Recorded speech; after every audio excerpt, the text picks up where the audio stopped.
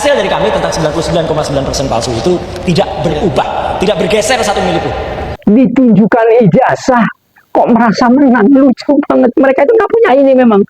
Itu ijazahnya itu kan sama yang diperiksa oleh Roy Suryo CS. Ya, jadi itu 99% palsu.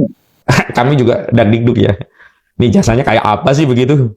Ditunjukkan bener masih disegel dalam map warna coklat, dalam amplop ya warna coklat tebel itu. Terus ada segel kemudian dibuka oleh salah satu penyidik, digunting gitu. Deng, apa kira gitu kan?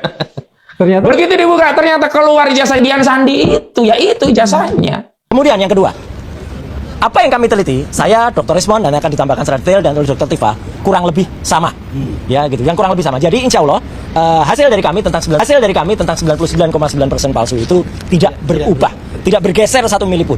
Ya, bahkan sampai the last minute kami akhirnya sama seperti klaster 1 tadi dipertunjukkan sebuah barang yang diklaim itu adalah ijazah asli, katanya ijazah analog dari seorang yang namanya Joko Widodo. Saya harus berkata dengan terus terang, saya bukan hanya hobi komputer. Saya adalah seorang tukang potret sejak zaman analog dulu. Saya memotret sejak zaman film seluloid. Dan saya bukan hanya bekerja di lapangan sebagai tukang foto. Saya adalah orang yang juga bekerja di kamar gelap. Jadi saya mengerti bagaimana komposisi kalau misalnya kita pakai fixer, kita pakai pengembang, film itu dicuci, kemudian dicetak, kemudian kertas film apa. Dan untuk pas foto yang tertempel di barang yang disebut ijazah itu, saya dengan lantang dan tegas mengatakan saya sangat ragu bahwa itu usia sudah lebih dari 40 tahun. ya, dan juga ijazah itu hanya salah satu bagian dari 701 elemen yang harus dibuktikan bahwa Jokowi itu layak memiliki ijazah itu. Ya, jadi bukan hanya ijazah itu kan hanya salah satu bahwa kita menunjukkan kita kuliah. Nah, nanti ditunjukkan tuh bagaimana kita menjalannya dari tahun pertama, kedua, semester 1, kedua, terus sampai lulus. Itu kan harus dicek.